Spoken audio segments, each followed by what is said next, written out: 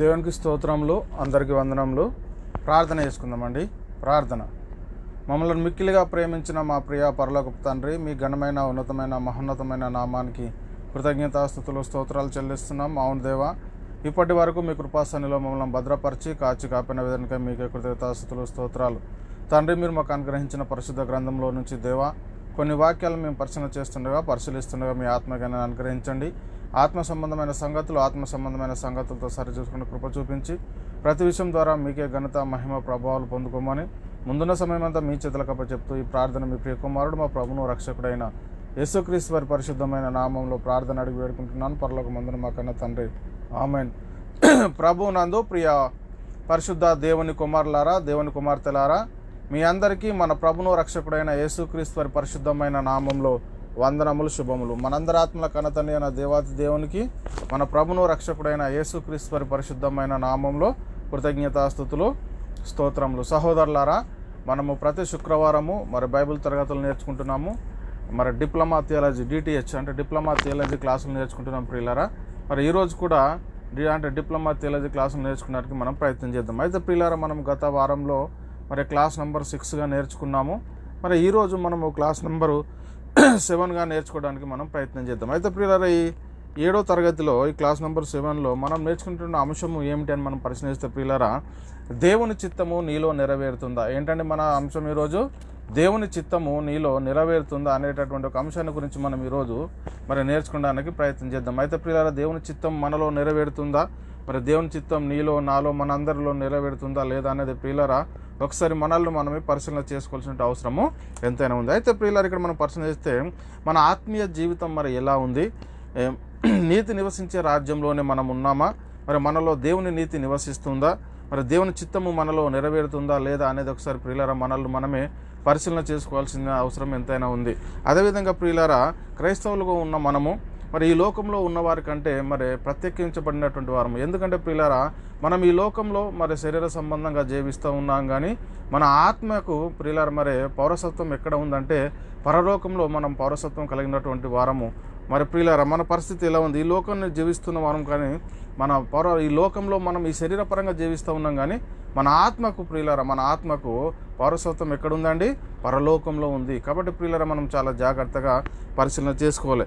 అయితే ప్రియులారా, క్రైస్తవులుగా ఉన్న మన మహిమ ఎంత గొప్పదో ఒకసారి ఎప్పుడైనా ఆలోచన చేశారా లేదా అనేది మనమే ఆలోచన చేసుకోండి ప్రియులారా. ఎందుకంటే ప్రియులారా, క్రైస్తవులుగా ఉన్నటువంటి మహిమ, వారి యొక్క గొప్పతనము, వారి యొక్క ఔన్నత్యం ఏంటని ఒకసారి మనము పరిశీలిస్తే ప్రియులారా, కాగా ఎవడైనాను క్రీస్తునందున్న ఎడల వాడు నూతన సృష్టి అట. ఏంటి? కాగా ఎవడైనాను క్రీస్తునందున్న ఎడల వాడు నూతన సృష్టి, పాతవి గతించెను, ఇదిగో క్రొత్త వాయువును అనేటటువంటి విషయాన్ని మనం ఇక్కడ అపోస్తలుడైన పౌలు గారు కొరింథీయులకు రాసిన 2వ పత్రిక 5వ అధ్యాయము 7వ వచనంలో మనం చాలా జాగ్రత్తగా చూడగలుగుతాం ప్రియులారా. కాగా ఎవడైనాను క్రీస్తునందున్న ఎడల వాడు నూతన సృష్టి, పాతవి గతించెను, ఇదిగో క్రొత్త వాయువును అంటాడు. అదేవిధంగా ప్రియులారా, మనం పరిశీలన చేస్తే మీరు ఈ లోక మర్యాదను అనుసరింపక ఉత్తమమును అనుకూలమును సంపూర్ణమైన దేవుని చిత్తం మీద పరీక్షించి తెలుసుకున్నట్లు మీ మనసు మారి నూతన పరిశీలన ద్వారా మనం రూపాంతరం పొందాలి. అంటే మనసు మారేటటువంటి పరిస్థితులు, మనసు మారినటువంటి వారమా లేమా అనేది మనల్ని మనం ఒకసారి అందుకే ఉత్తమమును అనుకూలము సంపూర్ణమైన దేవుని చిత్తం మీద మనము పూర్ణంగా తెలుసుకునే వారమై ఉండాలని ఇక్కడ లేఖనాలు సెలవిస్తూ ఉన్నాయి. ఈ మాటలు రోమిలకు రాసిన పత్రిక 12వ అధ్యాయం 2వ వచనంలో ఉన్నాయి ప్రియులారా. అదేవిధంగా నీతియు యథార్థమైన భక్తి గల వారై దేవుని పోలికగా సృష్టించబడిన నవీన స్వభావమును మనం ధరించుకునే వాళ్ళని అంటాడు. ఏంటంటే ప్రియులారా, క్రైస్తవులు ఎలా ఉండాలంట? నీతియు యథార్థమైన భక్తి గల వారై దేవుని పోలికగా సృష్టించబడినటువంటి నవీన స్వభావాన్ని మనము ధరించుకున్న వారముగా ఉండాలని ఇక్కడ లేఖనాలు సెలవిస్తూ ఉన్నాయి ప్రియులారా. ఎఫెసీయులకు రాసిన పత్రిక 4వ అధ్యాయము 24వ వచనంలో ఈ మాటలు మనకు రాయబడి ఉన్నాయి. అదేవిధంగా ప్రియులారా, మనం పరిశీలిస్తే ఒకరితో ఒకడు అబద్ధం ఆడకుడి, ఏలే అనగా మీ ప్రాచీన స్వభావము దాని క్రియలతో కూడా మీరు పరిత్యజించి జ్ఞానము కలుగు నిమిత్తము దాన్ని సృష్టించిన వాని పోలిక చొప్పున నూతన పరచబడుచున్న నవీన స్వభావమును ధరించుకొని ఉన్నారు. అంటే ఈరోజు క్రైస్తవుల యొక్క స్థితి ఏంటి, వారి యొక్క పరిస్థితి ఏంటి, వారు ఎలా ఉన్నారు అనేది మనం పరిశీలిస్తే ప్రియులారా చాలా జాగ్రత్త. ఏంటి అంటే ఇక్కడ మీరు ఏమంటున్నాడు, ఇక్కడ ఒకరితో ఒకడు, ఇక్కడ చూడండి, దాని క్రియలతో మీ ప్రాచీన స్వభావము దాని క్రియలతో కూడా మీరు పరిత్యజించి జ్ఞానము కలుగు నిమిత్తము దాన్ని సృష్టించిన వాని పోలిక చొప్పున నూతన పరచబడుచున్న నవీన స్వభావం మనము ధరించుకున్న వారముగా మనం ఉండాలి. ఈ మాటలు కొలస్సీయులకు రాసిన పత్రిక 3వ అధ్యాయం 9-10లో మనకు కనబడతా ఉంటాయి ప్రియులారా. అదేవిధంగా ప్రియులారా, ఇంకా పౌలు గారు ఏం చెప్తున్నారంటే నా చిన్నపిల్లలారా, మరి క్రీస్తు స్వరూపం మీ అందు ఏర్పడే వరకు మీ విషయమై నాకు మరలా ప్రసవ వేదన కలుగుతుందంటారు. అంటే మనము క్రీస్తు స్వరూపము మనలో కనపరచబడాలి అని ఇక్కడ దేవుడు కోరుకుంటున్నాడు. ప్రియులారా, గలతీయులకు రాసిన పత్రిక 4:19 ఈ మాటలు రాయబడి ఉన్నాయి. ఇక్కడ మనం పరిశీలన చేస్తే ప్రియులారా, ఇంకా మనము వెలుపటి అలంకారం మీకు అలంకారంగా ఉండక సాధువైనట్టు మృదువైనట్టునైన గుణమును అక్షయ అలంకారం గల మీ హృదయ అంతరంగ స్వభావము మీకు అలంకారంగా ఉండవలను. అది దేవుని దృష్టికి మిగుల విలువ గలదట. అంతరంగ స్వభావం ఎలా ఉండాలని చెప్తూ ఉన్నటువంటి పరిస్థితిని మనం ఇక్కడ చూస్తూ ఉన్నాం. ఏంటంటే సాధువైనట్టు మృదువైనట్టునైన గుణమును అక్షయాలంకారంగా మీ హృదయ అంతరంగ స్వభావము మీకు అలంకారంగా ఉండవలను. అది దేవుని దృష్టికి పై అలంకారం కాదండి, ఈ లోక సంబంధంగా మన పై అలంకారం కాదు, కానీ హృదయాంతరంగము మరి మనము అలంకారంగా ఉండాలని లేఖనాలు మనకు సెలవిస్తున్నాయి. ఈ మాటలు పేతురు గారు రాసిన మొదటి పత్రిక, అపోస్తలుడైన పేతురు గారు రాసిన మొదటి పత్రిక 3:3-4 ఉన్నాయి. ప్రియులరా, ఇక్కడ మనం పరిశీలన చేస్తే, అందుకే ప్రియులరా మన బాహ్య పురుషుడు కృషించుచున్నను, మరి మన ఆంతర్య పురుషుడు దినదినము నూతన పరచబడుచున్నాడా. అంటే లేఖనం ఏం చెప్తుందంటే ప్రియులరా, మనం ఈ లోకంలో ఈ శరీరపరంగా జీవిస్తున్నటువంటి పరిస్థితులు మన బాహ్య అంటే శరీరం కృషించిపోవచ్చున్నా కానీ మన అంతర్య స్వభావం ఎలా ఉంది అనేది మనల్ని మనం ఒకసారి పరిశీలన చేసుకోవాలి. అందుకే ఇక్కడ ఏం చెప్తున్నాడు,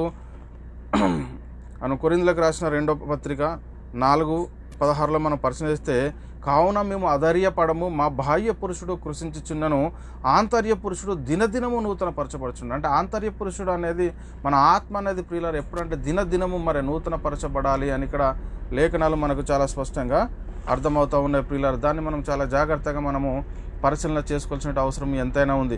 ఇంకా మనం పరిశీలన చేస్తే ప్రియులారు, ఒకరితో ఒకడు అబద్ధం ఆడకుడు, ఏలైనగా ప్రాచీన స్వభావము దాని క్రియలతో కూడా మీరు పరిత్యజించి జ్ఞానము కలుగు నిమిత్తము దానిని సృష్టించిన వాని పోలిక చొప్పున నూతన పరచబడుచున్న నవీన స్వభావం మనం ధరించి. నవీన స్వభావాన్ని మరి ఈరోజు క్రైస్తవులు ధరించుకోవాల్సిన అవసరం ఎంతైనా ఉందని ప్రియులారా మనకు లేఖనాలు చాలా స్పష్టంగా మనకు సెలవిస్తూ ఉన్నాయి. కొలస్సీయులకు రాసిన పత్రిక 3:9-10 మనం ఈ మాటలు చూస్తాం. కాబట్టి ప్రియులారా, దేవుడు ఆదామును సృజించాడు, ఎవరి పోలికలో ఎవరి స్వభావంలో సృజించాడు అంటే క్రైస్తవుల యొక్క మహిమ అంటే దేవుని యొక్క చిత్తము ఏంటి, మనం ఎలా ఉండాలని దేవుడు కోరుకున్నాడని ఒకసారి మనం పరిశీలిస్తే ప్రియులారా, దేవుడు ఆదమవ్వలను సృజించాడు. అంటే ఎలా సృజించాడు అంటే దేవుడు తన స్వరూపం మందు తన పోలిక చొప్పున నరులను చేయాలని అనుకున్నాడు.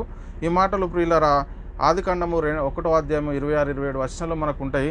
అదేవిధంగా దేవుడు తన స్వరూపం మందు నరుని సృజించెను, దేవుని స్వరూపం మందు వాని సృజించెను, స్త్రీని గాను పురుషుని గాను వాని. అంటే దేవుని స్వరూపంలో దేవుని మహిమలో దేవునికి కలిగినటువంటి పరిశుద్ధతకు నీతికి యథార్థతకు అలాంటి పరిస్థితులు ప్రియులరా దేవుడు మనల్ని కన్నట్టుగా మనకు ఇక్కడ కనబడతా ఉంది చాలా స్పష్టంగా. కాబట్టి ప్రియులరా, ఇప్పుడు మన నీతిని నివసించే రాజ్యంలోనే ఉన్నామా, మరి దేవుని చిత్తాన్ని మనము జరిగిస్తూ ఉన్నామా లేదా, ఇప్పుడు ఎలాంటి పరిస్థితుల్లో ఉన్నాం, మరి నీతి నివసించే రాజ్యంలో ఉన్నామా లేదా అనేది ప్రియులరా ఒకసారి మనల్ని మనమే మరి పరిశీలన చేసుకోవాల్సినటువంటి అవసరము ఎంతైనా ఉంది ప్రియులరా. ఇక్కడ మన విషయంలో శరీర సంబంధమైన మార్పు జరుగుతుంది, కానీ మరి మన ఆత్మీయ స్థితిలో మార్పు జరుగుతూ ఉందా లేదా అనేది ఒకసారి మనల్ని మనమే పరిశీలన చేసుకున్నాం. అంటే దినదినము మన హృదయం మనం పరిశీలన చేసుకుంటే ప్రియులారా, ఈ లోకంలో జీవిస్తున్నటువంటి మనము మన శరీర సంబంధమైనటువంటి మార్పులు మనం గమనిస్తూ ఉంటాం, కానీ మరి మన ఆత్మీయ జీవితం ఎలా ఉంది, మన ఆత్మీయ జీవితంలో మరి మార్పు ఏమైనా కనబడతా ఉందా లేదా అనేది ఒకసారి మనల్ని మనమే చాలా జాగ్రత్తగా పరిశీలన చేసుకోవాల్సిన అవసరం ఎంతైనా ఉంది ప్రియ సహోదరి, ప్రియ సహోదరుడా.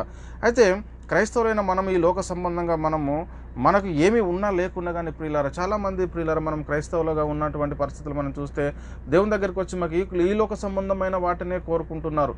కానీ నిజమైనటువంటి క్రైస్తవులు ఎలా ఉంటారంటే ప్రియులారా, ఈ లోక సంబంధంగా మరి దరిద్రులుగా ఉండేటటువంటి పరిస్థితి, ఈ లోక సంబంధంగా వారికి ఏమి కూడా లేనటువంటి కష్టాలు, శ్రమలు, ఇరుకులు, ఇబ్బందుల ద్వారా మరి ఉంటున్నటువంటి పరిస్థితిని మనం చూస్తున్నాం. అదే మాట ప్రియులారా దేవుడు మరి మాట్లాడుతూ ఉన్నాడు. యాకోబు పత్రికలో మనం పరిశీలిస్తే ప్రియులారా, యాకోబు పత్రిక 2:5 మనం పరిశీలిస్తే, నా ప్రియ సహోదరులారా ఆలకించుడు, ఈ లోక విషయంలో దరిద్రులైన వారిని విశ్వాసమందు భాగ్యవంతులుగాను తను ప్రేమించే వారికి తను వాగ్దానం చేసిన రాజ్యమునకు వారసులుగాను ఉండకు దేవుడు ఏర్పరచుకున్న లేదా. ఈ లోకంలో మనకు ఏమీ ఉన్నా లేకున్నా మరి దేవుని యొక్క నీతి, యథార్థత, భయభక్తులు కలిగి ఆయన చిత్తానుసారంగా మనం జీవిస్తే ఈ లోకంలో మనం దరిద్రులైన ఏమీ ఉన్నా లేకున్నా కానీ మరి విశ్వాసమందు భాగ్యవంతులు అంటే ఆ దేవుని రాజ్యంలో మనము మరి దేవుని యొక్క మహిమను పొందుకునేటటువంటి పరిస్థితి, పరలోక రాజ్యంలో మరి ప్రియులారా చూడండి తండ్రితో నివసించేటటువంటి ఒక భాగ్యాన్ని మనము కలిగినటువంటి కలిగినటువంటి వారమే క్రైస్తవులమని మనకి ఇక్కడ చాలా స్పష్టంగా లేఖనాలు కనబడుతున్నాయి. నా ప్రియ సహోదరులారా ఆలకించుడి, ఈ లోక విషయంలో దరిద్రులైన వారిని విశ్వాసమందు భాగ్యవంతులుగాను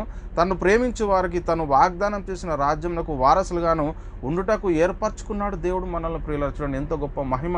ఈ లోకంలో నీకు ఏమున్నా లేకున్నా ప్రియులారా నీ విశ్వాసము నీ నీ నీ యొక్క ఆలోచన నీ స్థితి ఏంటంటే పైన వాటిని వెతుకుడు అంటాడు. ఎందుకంటే ప్రియులారా దేవుడు అక్కడ మనము దేవుని కుడి పార్శ్వంలో ఎవరు కూర్చొని ఉన్నారట? క్రీస్తు ఉన్నాడు. మరి ఆయనతో కూడా మనం కూర్చుండేటటువంటి పరిస్థితి ఉంది. కాబట్టి మన ఆలోచన ఎలా ఉంది ఇంకా మనం పరిశీలన చేస్తే, అందుకే ఇక్కడ రోమిలకు రాసిన పత్రిక 12:1 చెప్తున్నాడు కదా, కాబట్టి సహోదరులారా పరిశుద్ధమును దేవునికి అనుకూలమైన సజీవ యాగముగా మీ శరీరంలో ఆయనకు సమర్పించుకున్నాడని దేవుని వాత్సల్యాన్ని బట్టి మిమ్మల్ని బతిమాలుకొనుచున్నాను, ఇట్టి సేవ మీకు యుక్తమై ఉన్నది అని చెప్తున్నాను. అంటే చాలా మన సజీవ యాగంగా మన శరీరంలో ఆయనకు సమర్పించుకోవాలి. ఈ లోక సంబంధంగా మనకు ఎలాంటి పరిస్థితుల్లో ఉన్నాం అనేది ఒకసారి ఆలోచన చేయండి. మీరు ఈ లోక మర్యాదను అందుకే చెప్తున్నాను, మళ్ళీ ఏం చెప్తున్నా అన్న సజీవ యాగముగా మీ శరీరాలను సమర్పించుకున్నాడు అని చెప్పి అక్కడ కింద చెప్తున్నాడు, మీరు ఈ లోక మర్యాదను అనుసరింపక ఉత్తమమును అనుకూలమును సంపూర్ణమైన దేవుని చిత్తం ఏదో పరీక్షించి తెలుసుకున్నట్లు మీ మనస్సు మారి నూతన పరచడం ద్వారా మీరు రూపాంతరం పొందుడి అంటాడు. మనసు మారాలి, మరి అప్పుడే మనం రూపాంతరం పొందేటటువంటి పరిస్థితి ఉంటుంది. కాబట్టి నా ప్రియ సహోదరులారా మనం ఈ లోక విషయంలో మనం ఎలా ఉన్నాం, మన పరిస్థితి ఏంటి, మన పరిస్థితి ఎలా ఉంది ఒకసారి మనల్ని మనం పరిశీలన చేసుకోవాల్సినటువంటి అవసరం ఎంతైనా ఉంది. ప్రియ సహోదరి ప్రియ సహోదరుడు మనం చాలా జాగ్రత్తగా మనము లేఖనాలను పరిశీలన చేసుకోవాల్సిన అవసరము ఎంతైనా ఉంది. కాబట్టి ప్రియులారా దేవుని చిత్తాన్ని తెలుసుకోవాలి, దేవుని ఇష్టాన్ని తెలుసుకొని మనము ఈ లోకంలో జీవించేటటువంటి పరిస్థితి ఉందని మరి మనం ఎప్పుడైనా గ్రహించామా లేదా అనేది మనల్ని మనం ఒకసారి పరిశీలన చేసుకోవాల్సిన అవసరము ఎంతైనా ఉంది. ప్రియులారా ఇక్కడ మనం పరిశీలన చేస్తే అపోస్తులైన పేతురు గారు రాసిన మొదటి పత్రిక 3:4 సాధువైనట్టు మృదువైనట్టునైన గుణమును అక్షయాలంకారం గల మీ హృదయ అంతరంగ స్వభావం మీకు అలంకారంగా ఉండాలని. మనకేమి అలంకారంగా ఉండాలంట? అంతరంగ స్వభావము మీకు అలంకారంగా ఉండాలని చెప్తున్నటువంటి మాటలు మనం ఇక్కడ చూస్తూ ఉన్నాం. ప్రియులారా ఇలాంటి పరిస్థితులు మీ ఇక్కడ అంటే సాధువైనట్టు మృదువైనట్టునైన గుణమును అక్షయాలంకారము గల మీ హృదయపు అంతరంగ స్వభావము మీకు అలంకారముగా ఉండవలని, అది దేవుని దృష్టికి మిగుల విలువగలది అంటాడు.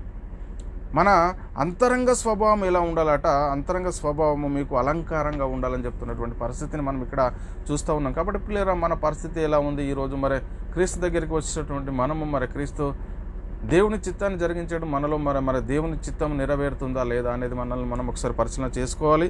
అదేవిధంగా కాబట్టి పిల్లల దేవునికి ఇష్టాన్ని మరి దేవుని చిత్తాన్ని మనం గ్రహిస్తున్నామా లేదా, మరి మనము అంటే దేవుని యొక్క చిత్తం ఏంటి, దేవుని యొక్క ప్రణాళిక ఏంటి, ఆయన యొక్క ఆలోచన ఏంటి, మనల్ని ఎందుకు ఈ లోకానికి పంపించాడని ప్రియులరా మనల్ని మనం ఎప్పుడైనా మరి పరిశీలన చేసుకున్నామా లేదా? ఇక్కడ మనం పరిశీలన చేస్తే ప్రియులరా మరి మూల వాక్యాన్ని మనం పరిశీలన చేద్దాము. కొలస్సీయులకు రాసిన పత్రిక 1:9 నుంచి మనం 11 వచనాలు పరిశీలన చేస్తే ప్రియులరా ఇక్కడ అందుచేత ఈ సంగతి వినిన నాటి నుండి మేమును మీ నిమిత్తము ప్రార్థన చేయటం అనక మీరు సంపూర్ణ జ్ఞానమును ఆత్మ సంబంధమైన వివేకం గలవారును ఆయన చిత్తమును పూర్ణంగా గ్రహించిన వారునై ప్రతి సత్కార్యంలో సఫలమగుచు దేవుని విషయమైన జ్ఞానమందు అభివృద్ధి పొందుచు అన్ని విషయంలో ప్రభువును సంతోషపెట్టినట్లు ఆయనకు తగినట్లుగా నడుచుకునే వలనని అంటున్నాడు. అంటే అన్ని విషయంలో మనం ప్రభువును సంతోషపెట్టాలట. అందుకే చెప్తుండే ఇంకా ఆనందంతో కూడిన పూర్ణమైన ఓర్పును దీర్ఘశాంతమును కనపరచినట్లు ఆయన మహిమాశక్తిని బట్టి సంపూర్ణ బలముతో బలపరచబడవాలను. మనం ఆయన యొక్క సంపూర్ణ బలము, ఆ సంపూర్ణ బలముతోనే మనము బలపడేటటువంటి పరిస్థితి ఉందని ఇక్కడ లేఖనాలు చాలా స్పష్టంగా మనకు సెలవిస్తున్న పిల్లలు. అందుకే ఏమంటారు, అందుచేత ఈ సంగతి వినేటంటే మేమును మీ నిమిత్తం ప్రార్థన చేయటం మానటలేదని పౌలు గారు చెప్తూ ఏమంటారంటే మీరు సంపూర్ణ జ్ఞానమును ఆత్మ సంబంధమైన వివేకం గలవారును ఆయన చిత్తమును పూర్ణంగా గ్రహించిన వారినై మనం ఈ లోకంలో ఉండాలని ప్రియులరా దేవుడు మన విషయంలో కోరుకుంటున్నాడు. మరి ప్రియులరా ప్రభువును సంతోషపెట్టినట్లు మనం ఈ లోకంలో జీవిస్తూ ఉన్నామా లేదా అనేది ఒకసారి మనమే పరిశీలన చేసుకోవాలి ప్రియులరా. కాబట్టి ప్రియులరా వింటున్న వాక్యము మనలో కార్యసిద్ధి కలుగుతూ ఉందా? వాక్యాన్ని వింటున్నాము, విడిచిపెడతా ఉన్నాము. ఆ రోజు కూడా ప్రియులరా అపోస్తలులు ఏం చెప్తున్నారంటే ఏథెన్స్ వారును అక్కడ నిరసించు పరదేశులను మరి ఏదో ఒక కొత్త సంగతి చెప్పుటయందును వినుటయందును మాత్రమే కాలం గడుపుచున్నారటువంటి పరిస్థితులు మనం ఈరోజు కూడా ఉంటే ప్రియులారా మరి అది మనకే మోసము. చాలా జాగ్రత్త ప్రియులారా, భయంకరమైనటువంటి పరిస్థితి. ఎందుకంటే వాక్యం వింటున్నటువంటి పరిస్థితుల్లో సత్యానికి లోబడతా ఉన్నామా? ఆ సత్యము మన హృదయంలో ఎంత మట్టుకు మరి కార్యసిద్ధి కలగజేస్తున్నది అనేది ప్రియులారా మనము చాలా జాగ్రత్తగా మనల్ని మనమే పరిశీలన చేసుకోవాలి. ఇంకా మనం పరిశీలిస్తే ప్రియులారా అపోస్తలుడైన పౌలు గారు తెస్సలోనికలకు రాసిన మొదటి పత్రిక 2వ అధ్యాయం 13వ వచనంలో కూడా ప్రియులారా చాలా అద్భుతమైనటువంటి మాటలు రాయబడి ఉన్నాయి. ఆ హేతువు చేతను మీరు దేవుని గూర్చిన వర్తమాన వాక్యము మా వలన అంగీకరించినప్పుడు మనుషుల వాక్యమని ఎంచక అది నిజంగా ఉన్నట్లు దేవుని వాక్యమని దానిని అంగీకరించి గనక మేమును మానక దేవునికి కృతజ్ఞతాస్తుతులు చెల్లించుచున్నాము. ఆ వాక్యమే విశ్వాసమైన మీలో కార్యసిద్ధి కలగజేస్తుంది. అంటే మనలో కార్యసిద్ధి ఏది కలగజేయాలట? దేవుని వాక్యము ద్వారానే మనలో కార్యసిద్ధి కలగజేయాలి. అందుకే ఇక్కడ ఏమని చెప్తుంటే మనుషుల వాక్యమని మనం ఎంచదు. ఎప్పుడు కూడా ఒక వాక్యాన్ని వింటున్నటువంటి పరిస్థితుల్లో లేఖనానుసారమైనటువంటి వాక్యమా కాదా అనేది మనం పరిశీలన చేయాలి. కానీ మనుషులను చూసి కానీ వ్యక్తులను చూసి కానీ మనం ఎప్పుడు కూడా వాక్యాన్ని వినడానికి ప్రయత్నం చేయకూడదు ప్రియులారా. అందుకే ఇక్కడ ఏం చెప్తున్నట్టే అందుకే ఈ హేతు చేత మీరు దేవుని గూర్చిన వర్తమాన వాక్యము మా వలన అంగీకరించినప్పుడు మనుషుల వాక్యమని ఎంచక అది నిజముగా ఉన్నట్టు దేవుని వాక్యమని మీరు దానిని అంగీకరించిద్దరి అంటాడు. అంటే మనం వింటున్నటువంటి వాక్యము మనుషులు చెప్తా ఉందా, దేవుడు మరి రాపించినటువంటి ఆ పరిశుద్ధ లేఖనాల నుండి మరి చెప్తా ఉన్నారు, అది ఏ వాక్యం చెప్తా ఉన్నారు, మన ఆత్మను రక్షించేదైనా కాదా అనేది దాన్ని ప్రియులారా మనం పరీక్షించి మనము లేఖనాన్ని బట్టి మన లేఖనాలను బట్టి ప్రియులారా మనం నడుచుకోవాల్సినటువంటి అవసరం ఎంతైనా ఉంది. కాబట్టి ప్రియులారా చాలా జాగ్రత్తగా మనము పరిశీలన చేసుకోవాలి. మనం ఎలాంటి పరిస్థితిలో ఈ లోకంలో ఉన్నాము, మన పరిస్థితి ఎలా ఉంది మనం అనేది ప్రియులారా మనలో మనం ఒకసారి చాలా జాగ్రత్తగా పరిశీలన చేసుకుంటే ఆ విశ్వాసులైన అంటే ఆ వాక్యమే విశ్వాసులైన మీలో కార్యసిద్ధి. అంటే మనలో కార్యసిద్ధి కలగజేసేది ఏంటంటే ప్రియులారా వాక్యము మరి అలాంటి వాక్యము మనలో ఉందా లేదా అనేది ఒకసారి మనల్ని మనమే పరిశీలన చేసుకోవాలి. కాబట్టి ప్రియులారా వాక్యం అందరూ ప్రకటిస్తున్నారు, ఏ వాక్యం ప్రకటిస్తూ ఉన్నారు అనేది మనల్ని మనమే చాలా జాగ్రత్తగా పరిశీలన చేసుకోవాలి. సాతానుగాడు వాడు కూడా వాక్యాన్ని ప్రకటిస్తూ ఉన్నాడు. వాడు కూడా వాక్యాన్ని ప్రకటించి ఎవరైతే దేవుని యందు భయభక్తులు కలిగి దేవుని ఎదుట నీతిమంతులుగా ఉండాలని అనుకుంటున్నారో వాళ్ళకు వాక్యాన్ని చూపించి వాళ్ళని అసత్యం వైపు నడిపించాలనేటువంటి ప్రయత్నము వాడు చేస్తూ ఉన్నాడు. అది ఇప్పటి నుండి కాదు పిల్లరా. ఏంటంటే యేసుక్రీస్తు వారిని కూడా మోసపరచాలని చూశాడు సాతానుగాడు. ఎందుకంటే పిల్లరా యేసుక్రీస్తు వారి దగ్గరకు వచ్చి యేసుక్రీస్తు వారిని తీసుకెళ్ళి కొండ శిఖరం పైకి తీసుకెళ్ళి చెప్తా ఉన్నాడు, ఈ కొండ మీద నుంచి నువ్వు క్రిందికి దునికితే ఏమవుతుంది అంటే ప్రియులారా ఆడు చెప్తూ ఉన్నాడు, వాక్యాన్ని చూపించి నీ పాదము నేలకు తగలకుండా మరి మీ దూతలు వచ్చి కాపాడుతారని చెప్పేటటువంటి పరిస్థితిని వాడు మరి యేసుక్రీస్తుకు లేఖనాలను చూపిస్తున్నటువంటి పరిస్థితి మనం చూస్తూ ఉన్నాం. ఇక్కడ లూకాసు వార్త 4వ అధ్యాయం 9 నుంచి మనం 12 వచనంలో మనం పరిశీలిస్తే ప్రియులారా పిమ్మట ఆయనను యెరూషలేము తీసుకొని పోయి దేవాలయపు శిఖరమున నిలబెట్టాడు. ఎవడు? సాతానుగాడు యేసుక్రీస్తు వారిని. నువ్వు దేవుని కుమారుడు అయితే ఇక్కడ నుండి క్రిందికి దునుకుము అని చెప్తా ఉన్నాడు. దూకితే ఏమైతాట? నిన్ను కాపాడుటకు నిన్ను గురించి తన దూతలకు ఆజ్ఞాపించును, నీ పాదం ఎప్పుడైనాను రాతికి తగలకుండా వారు నిన్ను చేతులతో ఎత్తుకొందురని వ్రాయబడి ఉన్నదని ఆయనతో చెప్పిన. వాడేం చూపిస్తున్నాడు? వాడు కూడా వాక్యమే చూపిస్తూ ఉన్నాడు. సాతానుగాడు వాక్యం చూపిస్తున్నాడు, కానీ అది ఏ వాక్యం చూపిస్తున్నాడు అనేది ప్రియులారా మనం గ్రహించాలి. యేసుక్రీస్తు వారు గ్రహించగలిగాడు. అందుకు యేసు నీ దేవుడైన ప్రభువును శోధింపవలదు అని చెప్పబడి ఉన్నదని వానికి ప్రత్యుత్తరం ఇచ్చాను. వాడు ఎన్ని విషయంలో శోధించినా కానీ క్రీస్తును ఏం చెప్పాడంటే నీ ప్రభువైనా మరి మీ ప్రభువును మరి శోధించొద్దని మరొక దగ్గర రాయబడి ఉన్నదంటే వాక్యం ద్వారా ప్రియులారా మరి దేవుడు మరి క్రీస్తు వారు ప్రియులారా మరి వానికి సమాధానం ఇచ్చినట్టుగా మనకు అర్థమవుతుంది. కాబట్టి ప్రియ సహోదరులారా ఏం వింటున్నారో జాగ్రత్తగా మనము చూసుకోవాలి. ప్రియులారా దేవుడు ఏదైతే పని అప్పగించాడో క్రీస్తుకు ఆ పనిని చేయకుండా సాతానుగాడు ఎన్నో విధాలుగా ప్రియులారా ఆటంకపరచాలని చూశాడు. దేవుని ఎదుట భ్రష్టునిగా చేయాలని ప్రయత్నం చేశాడు. కానీ ప్రియులారా యేసుక్రీస్తు వాడు ఏ వాక్యం చూపించాడో మళ్ళీ దేవుని వాక్యాన్ని చూపించి వాడిని ఎదిరించినట్టుగా మనకు పరిశుద్ధ లేఖనాల్లో చాలా స్పష్టంగా కనబడతా ఉంది. కాబట్టి ప్రియులారా మొట్టమొదట దేవుడు తన రాజ్యాన్ని భూమి మీద నిర్మించాలనుకున్నాడు. ఆ ప్రకారమే ప్రియులారా తన స్వరూపమందు తన పోలిక చొప్పున నరులను చేశాడు. మరి చేసినటువంటి వారిని ప్రియులారా భూమి మీద తన రాజ్యాన్ని స్థాపించాలనుకొని ప్రియులారా భూమి మీద మొట్టమొదటి ఆదం హవ్వలను మరి కన్నాడు. ప్రియులారా అలాంటి పరిస్థితుల్లో ఆ మొట్టమొదటి ఈ భూమి మీద ఉన్నటువంటి దేవుని రాజ్యంలో ప్రియులారా మరి తండ్రి అయిన దేవుడు రాజుగా ఉంటే మరి ఆదం హవ్వలు ప్రజలుగా ఉన్నారు. ప్రజలుగా ఉండాలి అని అంటే ప్రియులారా దేవుడు వారికి ఒక చట్టాన్ని ఇచ్చాడు. ఎవరైతే చట్టాన్ని అనుసరించి జీవిస్తారో అప్పటి వరకు మరి దేవుని ప్రజలుగా ఉంటారు, దేవుని కుమారులుగా ఉంటారు, మరి పరలోక పౌరసత్వం కలిగినటువంటి వారు ఉంటారు, పరిశుద్ధులుగా ఉంటారు, నీతిమంతులుగా ఉంటారు. తండ్రి యొక్క సంకల్పాన్ని బట్టి సంకల్పంలో ఉండేటటువంటి పరిస్థితి ఉంటుందని మనకి ఇక్కడ లేఖనాలు కనబడుతున్నాయి. అయితే ప్రియులారా వారికి ఒక ఏదెను తోట వేసి ఆ ఏదెను తోటలో ఆదం హవ్వలను ఉంచినటువంటి పరిస్థితుల్లో దేవుడు చెప్తా ఉన్నాడు వారితో ఏంటి అంటే వారికి ఒక ఆజ్ఞ. ఏమి ఆజ్ఞ అంటే మీరు ఈ తోటలో ఉన్నటువంటి ప్రతి వృక్ష ఫలంను మీరు నిరభ్యంతరంగా తినండి. అండ్ మీకు ఆహారానికి సంబంధించిన వృక్ష ఫలాలు ఉన్నాయి, జీవ వృక్ష ఫలాలు కూడా ఉన్నాయి. ఇవి మంచిగా మీరు నిరభ్యంతరంగా తినవచ్చు. కానీ ఈ తోట మధ్యలో ఉన్నటువంటి మంచి చెడ్డలు తెలియని వృక్ష ఫలములను మీరు తినకూడదు. ఎందుకు ప్రభు అంటే వాటిని తిని దినమున మీరు నిశ్చయంగా చచ్చెదరు అన్నాడు. అంటే చచ్చడం అంటే ఇక్కడ ఆత్మ సంబంధమైనటువంటి మరణం గురించి చెప్తా ఉన్నాడు, కానీ శరీర సంబంధమైనటువంటి మరణము కాదు అని మనం మొదట గ్రహించాలి ప్రియులారా.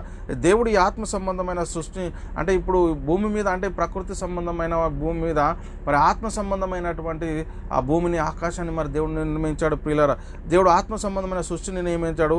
ఆకాశము భూమి ఇది ప్రకృతి సంబంధమైనది కాదు, ఆత్మ సంబంధమైనటువంటిదని మనం మొదట గ్రహించాలి ప్రియులారా. ప్రకృతి సంబంధమైనటువంటి భూమి ఆకాశంలో ఆత్మ సంబంధమైనటువంటి సృష్టిని దేవుడు నియమించాడు.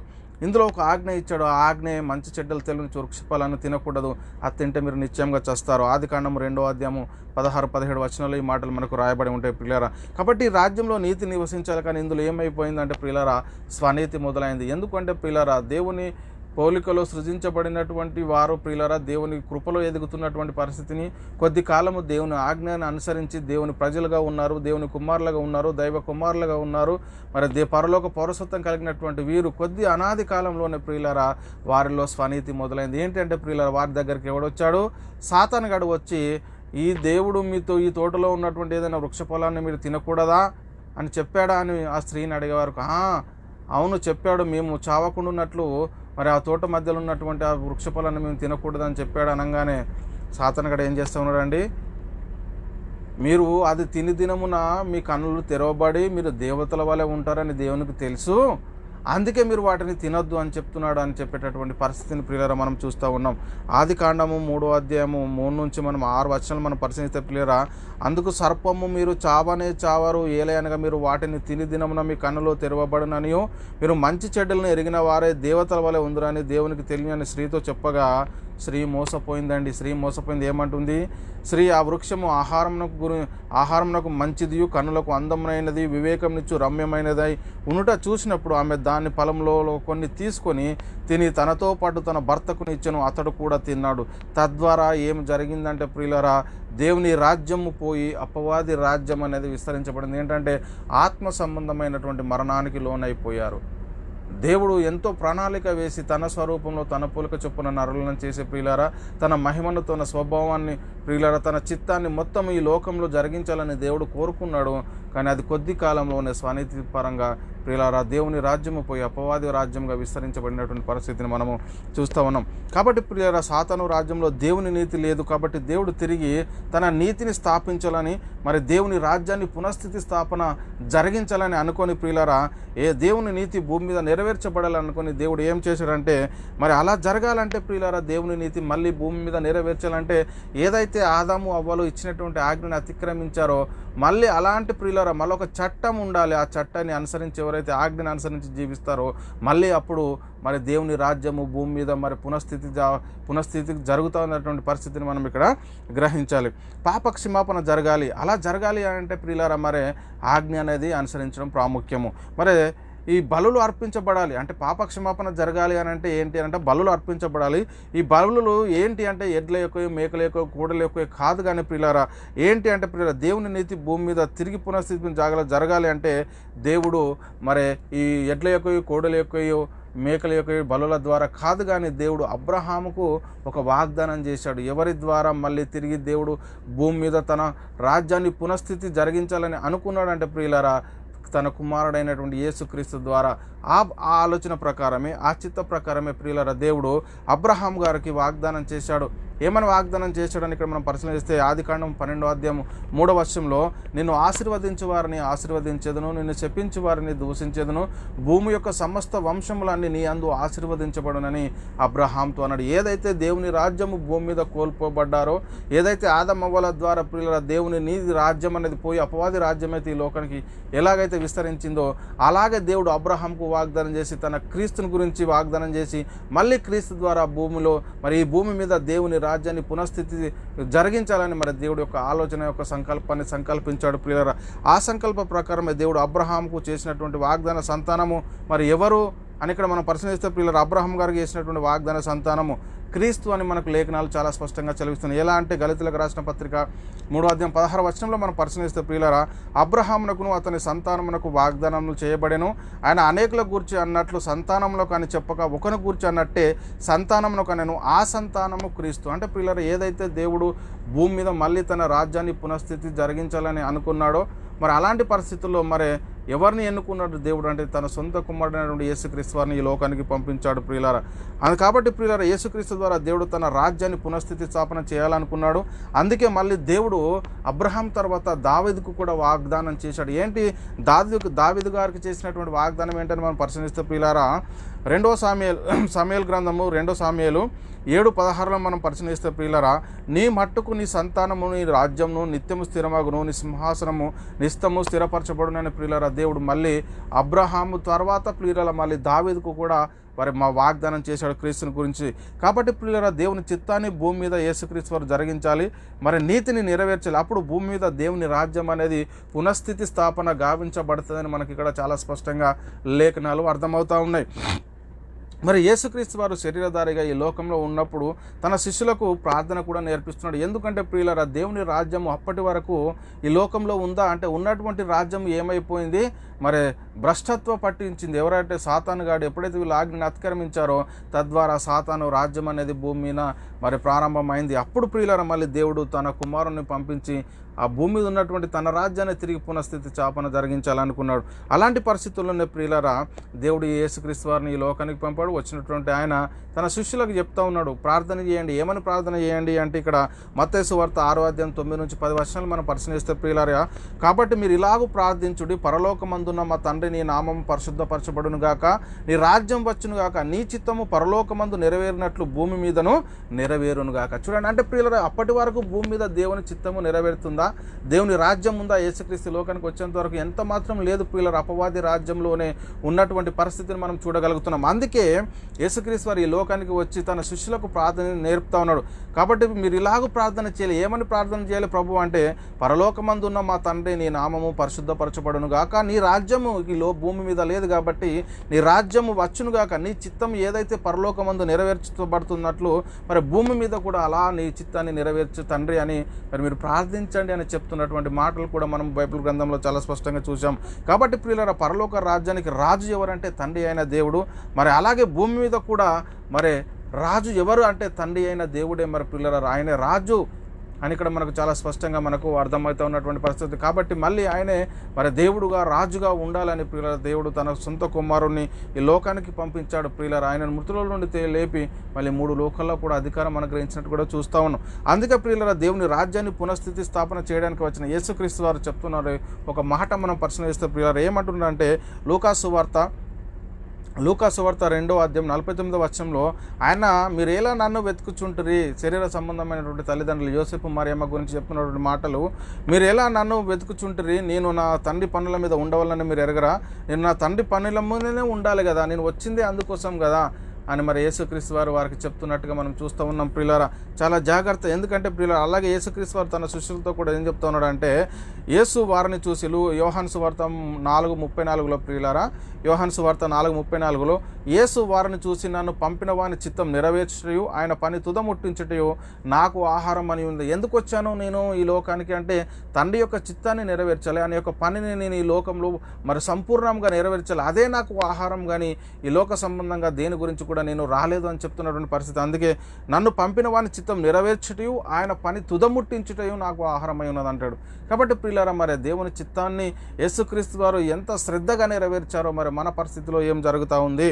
కాబట్టి ప్రియులారా యేసుక్రీస్తు వారు ఈ లోకానికి వచ్చింది తండ్రి చిత్తాన్ని జరిగించడానికి వచ్చాడు కానీ తన చిత్తాన్ని జరిగించుకోవడానికి రాలేదు. ఎప్పుడైనా మీరు చూసారా ప్రియులారా పరిశుద్ధ లేఖనాల్లో మనం పరిశీలిస్తే సువార్తల్లో యేసుక్రీస్తు వారు ఈ లోకంలో శరీరధారిగా ఉన్న కాలంలో ఎప్పుడు కూడా నా తండ్రి పనుల మీదే నేను ఉండాలి, నా తండ్రి చిత్తాన్ని నేను జరిగించాలి, తండ్రి నాకు ఏదైతే చెప్పాడో అదే మీకు చెప్తున్నాను, అంతటిని ఏ మాటలు కూడా నేను మాట్లాడలేదు, తండ్రి చిత్తమే నాలో నెరవేరుతుంది, నేను మరి నన్ను చూసి కాదు నా క్రియలను బట్టి నా తండ్రి క్రియలు కావాలని మీరు చూసి నన్ను విశ్వసించండి అని యేసుక్రీస్తు వారు అనేక విధములుగా ప్రియులారా మరి ఈ లోకంలో ఉన్నప్పుడు తండ్రి యొక్క చిత్తాన్ని గురించి మరి తన ఆ శిష్యులకు కానీ ప్రియులారా ఉన్నటువంటి సహోదరులకు మరి చెప్పినట్టుగా మనకు కనబడతా ఉంది. ప్రియులారా యోహాను సువార్త 6:39 యోహాను సువార్త 6:39-41 మనం పరిచయం చేస్తే ప్రియులారా, నా ఇష్టంను నెరవేర్చుటకు నేను రాలేదు. చూడండి ప్రియులారా, అదే చెప్తున్నాడు కదా, నా ఇష్టంను నెరవేర్చుకున్నటకు నేను రాలేదు, నన్ను పంపిన వాని చిత్తం నెరవేర్చుటకు పరలోకం నుండి దిగి వచ్చి ఎందుకు వచ్చావు యేసుక్రీస్తు అని మనం అడిగితే చెప్తున్నాడు, నా తండ్రి చిత్తాన్ని నెరవేర్చుటకు పరలోకం నుండి నేను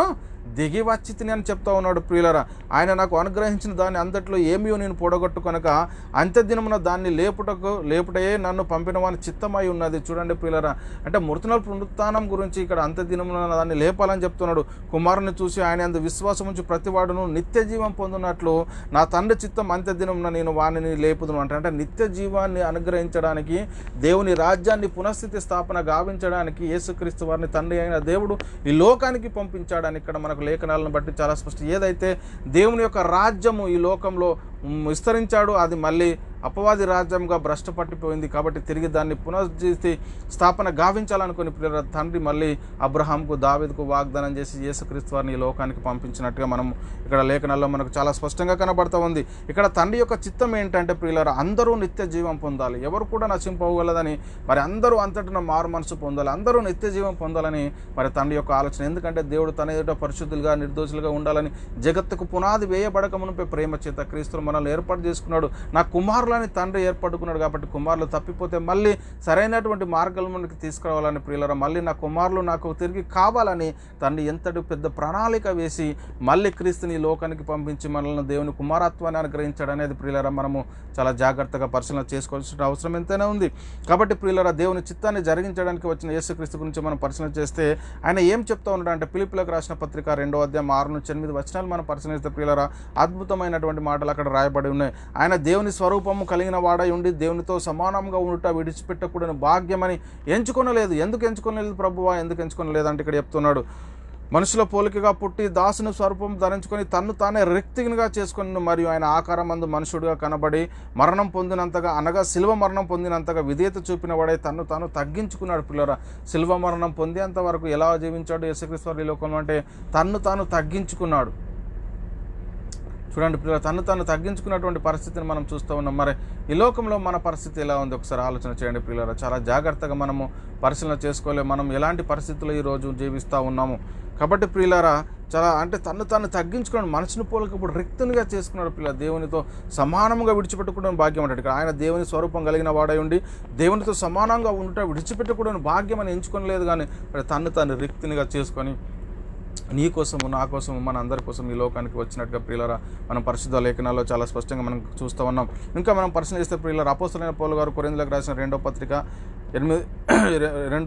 8:9 మీరు మన ప్రభు అయిన యేసుక్రీస్తు కృపను ఎరుగుదురు కదా, ఆయన ధనవంతుడై ఉండి మీరు తన దారిద్ర్యం వల్ల ధనవంతులు కావాలని మీ నిమిత్తం దరిద్రుడు, ఆయన మన నిమిత్తము మరి దరిద్రుడే తను తను రిక్తునిగా చేసుకున్నటువంటి పరిస్థితిని మనం ఈరోజు బైబిల్ గ్రంథంలో చూస్తూ ఉన్నాం ప్రియులారా. కాబట్టి ఇలా తండ్రి చిత్తాన్ని నెరవేర్చడానికి వచ్చిన యేసుక్రీస్తు తండ్రి పని చేయకుండా మరి సాతాను ఎన్నోసార్లు అడ్డగించాలని ప్రయత్నం చేశాడు ప్రియులారా. ఎందుకు అంటే ప్రియులారా, యేసుక్రీస్తు లోకానికి వచ్చిందే ఆజ్ఞను అనుకరించి తన్ను తాను బలిగా అర్పణగా అర్పించుకొని ఏదైతే భూమి మీద దేవుని రాజ్యం లేదో మళ్ళీ దేవుని రాజ్యాన్ని పునఃస్థితి స్థాపన జరిగించడానికి తండ్రి యొక్క చిత్తాన్ని జరిగించడానికి వచ్చినటువంటి యేసుక్రీస్తు వారిని అపవాదిగాడు సాతానుగాడు మళ్ళీ నువ్వు భూమి మీద దేవుని రాజ్యాన్ని స్థాపించకూడదని ఎన్నో విధాలుగా ప్రయత్నం చేశాడు.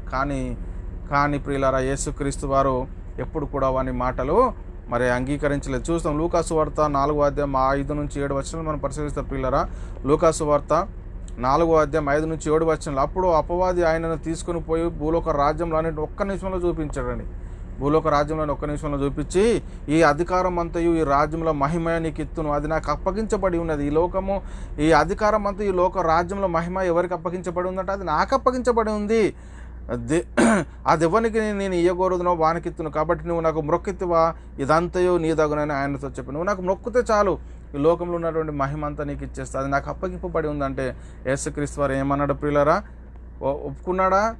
వెళ్ళిపో సాతాను, నా యుద్ధ నుండి వెళ్ళిపో అని చెప్పాడు. కాబట్టి ప్రియులారా, దేవుని చిత్తాన్ని నెరవేర్చకుండా చేయాలనుకున్న సాతాను కానీ యేసుక్రీస్తు సమాధానం మళ్ళీ ఏం చెప్పాడంటే మళ్ళీ వాక్యం ద్వారానే సమాధానం చెప్పాడు. ఏమన్నాడు ఇక్కడ లూకాసు వార్త 4:8 అందుకు యేసు నీ దేవుడైన ప్రభువుకు మొక్కి ఆయనను మాత్రమే సేవింపవలనని రాయబడి ఉన్నదని వానికి ప్రత్యుత్తరం ఇచ్చాడు. నువ్వు వాక్యం ప్రకటిస్తే మరి నేను కూడా వాక్యాన్ని చూపిస్తానని చెప్తాడు. పిల్లలు అలాంటి పరిస్థితుల్లో దేవుని ఎడల దేవుని చిత్తాన్ని జరిగించడానికి వచ్చినటువంటి ఆయన హృదయంలో దేవుని యొక్క చిత్తమే నిండి ఉన్నది కాబట్టి దేవుని చిత్తాన్ని ఎలా జరిగించాలనే ఆలోచనలో ఉన్నాడు కాబట్టి మరి దేవుడు ఏదైతే చెప్పి పంపించాడో దాన్ని చెప్పడానికి ప్రయత్నం చేశాడు, కానీ అపవాదికి మరి లోబడినట్టుగా మనకి ఇక్కడ కనబడట్లేదు ప్రియులారా.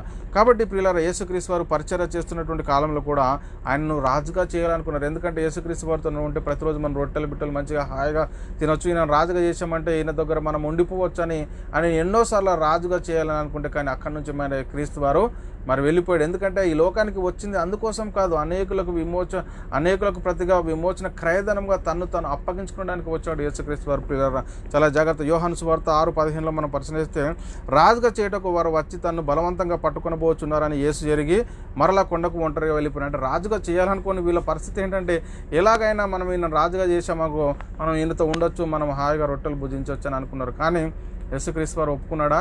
వెళ్ళిపోయాడు. కొండకు వెళ్ళిపోయినటువంటి పరిస్థితిని మనం చూస్తూ ఉన్నాం ప్రియులారా. చాలా జాగ్రత్త. కానీ ప్రియులారా, యేసుక్రీస్తు ఎప్పుడు కూడా తండ్రి పని చేశాడు, తండ్రి చిత్తాన్ని జరిగించాడు. కానీ సాతాను ఎలాగైనా దేవుని చిత్తాన్ని చేయకుండా, దేవుని పనిని జరిగించకుండా చేయాలని ఆటంకపరుస్తూ వచ్చినటువంటి పరిస్థితిని మనం చూస్తూ ఉన్నాం. అదేవిధంగా ప్రియులారా, అలాంటి పరిస్థితుల్లోనే సాతాను గడ ఏం చేశాడంటే, మరి తన శిష్యుల్లో ఒకడైనటువంటి పేతురును మరి వాడుకొని ప్రభువా ఇది నీకు దూరమవును గాక అంటాడు. ఏంటిది దూరమవును గాక అంటే, యేసుక్రీస్తు వారు ఏం చెప్తే ఏంటి దూరమవును గాక అంటున్నాడు అంటే, ఇక్కడ మనం పరిశీలిస్తే ప్రియులారా, మత్తయి సువార్త 16:21-22 మనం పరిశీలిస్తే, ఆయన వచ్చినటువంటి పనిని చెప్తే అది నీకు దూరమవును గాక అని సాతాను మాట్లాడిపిస్తూ ఉన్నాడు. అప్పటి నుండి తాను చెప్తున్నాడు యేసుక్రీస్తు వారు, అప్పటి నుండి తాను యెరూషలేమునకు వెళ్ళి పెద్దల చేతను, ప్రధాన యాజకుల చేతను, శాస్త్రుల చేతను అనేక హింసలు పొంది చంపబడి 3వ దినంలో లేచుట అగత్యమని యేసు తన శిష్యులకు తెలియజేయటం మొదలుపెట్టగా, పేతురు ఆయన చేయి పట్టుకొని ప్రభువాది నీకు దూరమవునుగా, అది నీకు ఎన్నడూ కలుగునుగా కానీ ఆయనను గద్దింపసాగాను. అప్పుడు ఏమన్నాడు యేసుక్రీస్తు వారు, సాతానా నా వెనుకకు పో, నువ్వు మరి మనుషుల సంగతుల్ని ఆలోచిస్తూ ఉన్నాం, మరి దేవుని మాటలను గ్రహింపకున్నావు అని చెప్తున్నటువంటి మాటలు మనం చూస్తూ ఉన్నాం. కాబట్టి నేను వెళ్ళాలి, అనేకులకు ప్రతిగా నన్ను బలిగా అర్పించుకోవాలని అంటే అది నీకు దూరమవును కాక. సాతాను మరి తన శిష్యులను వాడుకున్నాడు ప్రియులరా, వాడుకొని మళ్ళీ చెప్తున్నాడు. అలాంటి పరిస్థితిని మనం చూస్తూ ఉన్నాం. కాబట్టి ప్రియులరా, మన చుట్టూ ఉన్న వాళ్ళతోనే సాతాను గాడు మనల్ని మోసం చేస్తాడు, మనల్ని దేవుని పని చేయకుండా చేస్తాడు. కానీ మనము ఎప్పుడు కూడా మరి దేవుని యొక్క చిత్తాన్ని గ్రహించేవారుగా ఉండాలి. మన విశ్వాసాన్ని కోల్పోకుండా మనము ఉండాల్సిన అవసరం ఎంతైనా ఉంది. కాబట్టి ప్రియులరా, జాగ్రత్తగా ఉండాలి, సాతాను తంత్రాలను మనం గ్రహించిన వారిగా ఉండాలి. కాబట్టి ప్రియులారా, మన దృష్టి దేవుని పని మీద ఉండాలి, దేవుని చిత్తాన్ని జరిగించడంలో ఉండాలి. అందుకే యేసుక్రీస్తు వారు ఈ లోకంలో ఎన్ని ఇబ్బందులు వచ్చినా, సాతాను ఎన్నిసార్లు ఆయనను హింసించినా, ఎన్నిసార్లు ఆయనను శోధించినా కానీ ఏం చేశాడు ప్రియులారా, ఎప్పుడు కూడా మరి ఆయన వాక్యం ద్వారా బలపడుతూ వాక్యం ద్వారానే సమాధానం చెప్పినట్టుగా మనము చూస్తూ ఉన్నాం ప్రియులారా. యేసుక్రీస్తు సాతాను తంత్రాన్ని గ్రహించి దేవుని పని మీద దృష్టి ఉంచాడు, అంతే తప్ప వాడిని ఎప్పుడు కూడా వాక్యం ద్వారానే ప్రియులారా వాడిని గద్దించాడు, కానీ ఎప్పుడు కూడా మరి లోబడినటువంటి పరిస్థితిని మనము చూస్తలేము ఇక్కడ లేఖనాల్లో. కాబట్టి ప్రియులారా, హెబ్రీయులకు రాసిన పత్రిక 10:5-7 మనం పరిశీలిస్తే, యేసుక్రీస్తు వారు ఈ లోకానికి వచ్చినప్పుడు ఏం చెప్తూ ఉన్నాడంటే, కాబట్టి ఆయన ఈ లోకంలో ప్రవేశించినప్పుడు ఇలాగ చెప్పుచున్నాడు, బలియు అర్పణయు నువ్వు కోరలేదు కానీ నాకు ఒక శరీరం అమర్పించితివి, పూర్ణ హోమములు పాప పరిహారార్థ బలులు నీకు ఇష్టమైనవి కావు. అప్పుడు నేను గ్రంథపు చుట్టలో నన్ను గురించి రాయబడిన ప్రకారం దేవాన్ని చిత్తం నెరవేర్చక ఇదిగో నేను వచ్చి ఉన్నాను. అంటే ఎందుకు వచ్చినాను? దేవాన్ని చిత్తాన్ని నెరవేర్చక నేను ఈ లోకానికి వచ్చిన. యేసుక్రీస్తు లోకానికి వచ్చింది ఎందుకు వచ్చానని చెప్తా ఉన్నాడు. నీ చిత్తాన్ని నెరవేర్చడానికి వచ్చాను తండ్రి, నీ చిత్తాన్ని జరిగించడానికి నేను ఈ లోకానికి వచ్చానని చెప్తున్నటువంటి మాటలు మనకి ఇక్కడ కనబడతా ఉన్నాయి ప్రియులారా. చాలా జాగ్రత్త. హెబ్రీయులకు రాసిన పత్రిక 10:9-10 కూడా ఆయన నీ చిత్తం నెరవేర్చు ఇదిగో నేను, నీ చిత్తం నెరవేర్చకు ఇదిగో నేను వచ్చి ఉంటున్నానని చెప్పుచున్నాడు. నీ చిత్తాన్ని నేను నెరవేర్చడానికి లోకానికి వచ్చాను. ఇవన్నీ ధర్మశాస్త్రం చొప్పున అర్పింపబడుచున్నవి. ఆ రెండవ దాన్ని స్థిరపరచకు మొదటి దానిని కొట్టివేసి ఉన్నాడు. యేసుక్రీస్తు యొక్క శరీరం ఒక్కసారి అర్పింపబడుట చేత ఆ చిత్తమును బట్టి మనము పరిశుద్ధపరచబడుచున్నాం. చూడండి పిల్లలు, ఏదైతే తండ్రి యొక్క చిత్తం ఉందో యేసుక్రీస్తు వారిని ఈ లోకానికి పంపించి మరి అనేకులకు ప్రతిగా విమోచన క్రయధనము తను అప్పగించుకుని దేవుని రాజ్యాన్ని పునఃస్థితి స్థాపన ఈ లోకంలో జరిగించాలని దేవుని యొక్క సంకల్పం ఏదైతుందో ఆ సంకల్ప ప్రకారం యేసుక్రీస్తు వారు ఈ లోకానికి వచ్చాడు. ఈ లోకానికి వచ్చినటువంటి ఆయన తన పనిని సంపూర్ణంగా నెరవేర్చి మరి ఆయనకు తండ్రి కూడా ప్రార్థన చేస్తున్నాడు, తండ్రి నువ్వు ఇచ్చినటువంటి పనిని భూమి మీద సంపూర్ణంగా నెరవేర్చి నిన్ను మహిమ పరిస్థితిని అన్నాడు. తాను అప్పగించుకున్నాడు, మనల్ని నీతిమంతులుగా జరిగించాడు, మరి చేశాడు. మన పరిస్థితి ఎలా ఉంది ఈరోజు? అపోస్తలుడైన పౌలు గారు కూడా చెప్పగలిగాడు. ఏంటి అంటే ప్రియులారా, నేను కూడా క్రీస్తు పని చేస్తూ ఉన్నాను అంటే గళితులకు రాసిన పత్రిక 2:20లో నేను క్రీస్తు కూడా సిలువ వేయబడి ఉన్నాను, ఇక నువ్వు జీవించబడ్డ నేను కాదు, క్రీస్తు నా యందు జీవిస్తున్నాడు. అంటే ఏవైతే క్రీస్తు పడిన పాటలో కొదువైన వాటిని నా వంతు నా శరీరమందు నేను సంపూర్ణం చేయుచున్నాను. అంటే యేసుక్రీస్తు తర్వాత మరి ఉన్నటువంటి పరిచయం జరిగించేటటువంటి పరిస్థితి మరి ఉంది. ఆ పరిస్థితిని మరి ప్రియులరా పౌలు గారు మరి సంపూర్ణంగా నేను నెరవేర్చానని చెప్తున్నటువంటి పరిస్థితి కూడా మనం చూస్తూ ఉన్నాం. నేను క్రీస్తు కూడా సిలువేయబడి ఉన్నాను, జీవించబడడం నేను కాదు, క్రీస్తు నా యందు జీవించుచున్నాడు.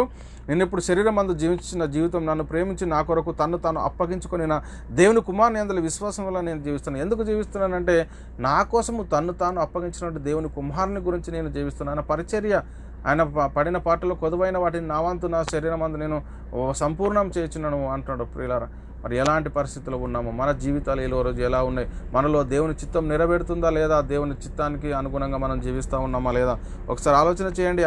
రోమిలో అపోస్తలుడైన పౌలు గారు రోమిలోకి రాసిన పత్రిక 5:18-19లో కాబట్టి తీర్పు ఒక అపరాధముల మూలన వచ్చినదే మనుషులందరికీ శిక్ష విధి కలుగునట్లు ఎలాగూ కారణమైనో అలాగే ఒక్క పుణ్య కార్యం వలన కృపాదానము మనుషులందరికీ మరి జీవప్రదమైన నీతిని విధింపబడుటకు కారణమాయను. అంటే ఒక్క పుణ్యకార్యము వలన కృపాదానం మనుషులందరికీ జీవప్రదమైన నీతి విధింపబడుటకు కారణమాయను అని చెప్తున్న మాటలు కూడా మనం ఇక్కడ చూస్తూ ఉన్నాం. చూడండి, ఏలైనా ఒక మనుషుని అవిధేయత వలన అనేకులు పాపులుగా ఎలాగూ చేయబడరో అలాగే ఒకని విధేయత వలన అనేకులు నీతిమంతులుగా చేయబడతా ఉన్నటువంటి పరిస్థితిని మనం ఇక్కడ చూస్తూ ఉన్నాం.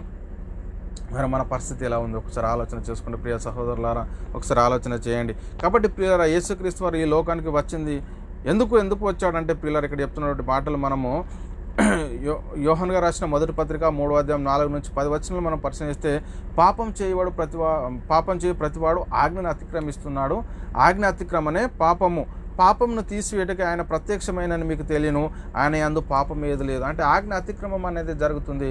ఆ ఆజ్ఞ అతిక్రమించడం ద్వారా ఏమొచ్చింది లోకంలోనికి? పాపం ద్వారా మరణము.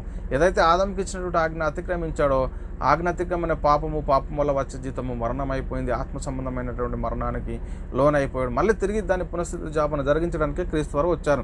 అందుకే పాపం చేయ ప్రతివాడు ఆజ్ఞను అతిక్రమించును, ఆజ్ఞ అతిక్రమనే పాపమును తీసివేయటకై ఆయన ప్రత్యక్షమైన మీకు తెలియను, ఆయన యందు పాపం ఏమీ లేదు, ఆయన యందు నిలిచిండు వాడెవడును పాపము చేయడు, పాపం చేయవాడెవడు ఆయనను చూడలేడు. చూడండి, ఇక్కడ ఆయన యందు నిలిచిండేవాడు ఎవడు పాపం చేయడట, ఒకవేళ పాపం చేయవాడెవడు ఆయనను చూడలేడు, ఆయనను ఎరగడని చెప్తున్నటువంటి మాటలు మనం చూస్తూ ఉన్నాం. చిన్నపిల్లలారా, ఎవరిని మిమ్మల్ని మోసపరచనీయకుడి, ఆయన నీతిమంతుడు ఉన్నట్లు నీతిని జరిగించి ప్రతివాడు నీతిమంతుడు. ఆయన నీతిమంతుడు, మరి నీతిని జరిగించి ప్రతివారు కూడా ఎవరట? నీతిమంతుడు. మరి అపవాది మొదటి నుండి పాపం చేస్తున్నాడు. చూడండి, వాని యొక్క స్వభావం అది దేవుని పోలికలో దేవు స్వరూపంలో నిర్మించినటువంటి సృజించినటువంటి ఆదమ వలను మోసం చేశాడు వాడు. అందుకే ఆయన చెప్తున్నాడు, అపవాది మొదటి నుండి పాపం చేస్తున్నాడు గనక పాపం చేయవాడు అపవాది సంబంధి. అపవాది యొక్క క్రియలను లయపరచక దేవుని కుమారుడు ప్రత్యక్షమయ్యను. దేవుని మూలంగా పుట్టిన ప్రతివానిలో ఆయన బీజం నిలిచును గనక వాడు పాపం చేయడు. వాడు దేవుని మూలంగా పుట్టినవాడు గనక పాపం చేయజాలడు. దీన్ని బట్టి దేవుని పిల్లలు ఎవరో అపవాది పిల్లలు ఎవరో తేటపడను. నీతిని జరిగించని ప్రతివాడును తన సహోదరుని ప్రేమించని ప్రతివాడును దేవుని సంబంధులు కారు. కాబట్టి దీనిని బట్టి దేవుని పిల్లలు ఎవరో మరి అపవాది పిల్లలు ఎవరో మనకు తెలియబడుతుంది అంటుండే. కాబట్టి పిల్లలు ఆలోచన చేయండి, దేవుని మూలంగా పుట్టిన ప్రతి వానిలో ఆయన బీజం నిలిచి ఉన్నదా లేదా? మరి దేవుని మూలంగా పుట్టినవాడు గనుక పాపం చేయజాలడు అని చెప్తున్నటువంటి పరిస్థితి, మరి ఆయన యొక్క చిత్తాన్ని జరిగించినటువంటి పరిస్థితి అని చెప్తున్నాడు. మరి మన పరిస్థితి ఎలా ఉంది ప్రియులారా? అయితే పిల్లలు ఎవరైతే సువార్త విని పశ్చాత్తాపడి మారు మనసు పొంది క్రీస్తు రక్తంలో తమ పాపాలు కడుక్కొని యేసుక్రీస్తు నామములో బాప్తిసం తీసుకొని పాప క్షమాపణ రక్షణ పొందుకుంటారో మరి యొక్క పరిస్థితి ఏంటి అంటే, అందుకే ప్రియులరా, అందుకే చెప్తున్నాడు పేతురు గారు. ఏం చెప్తున్నాడంటే, అపోస్తలుడైన పేతురు అపోస్తల కార్యములు 2:38 మనం పరిశీలిస్తే, మీరు మారు మనసు పొంది పాప క్షమాపణ నిమిత్తం ప్రతివాడు యేసుక్రీస్తున మన బాప్తిసం పొందినప్పుడు మీరు పరిశుద్ధాత్మ అనే వరం పొంది, ఈ వరం పొందడం ద్వారా ఏమందంటే దేవుని రాజ్యం మళ్ళీ భూమి మీద పునఃస్థితి స్థాపన జరుగుతుంది. దేవుని యొక్క కుమారులుగా దేవుని యొక్క దైవ కుమారత్వాన్ని పొందుకునేటటువంటి పరిస్థితి ఉంటుందని ఇక్కడ మనకు లేఖనాలు కనబడతా ఉన్నాయి ప్రియులరా.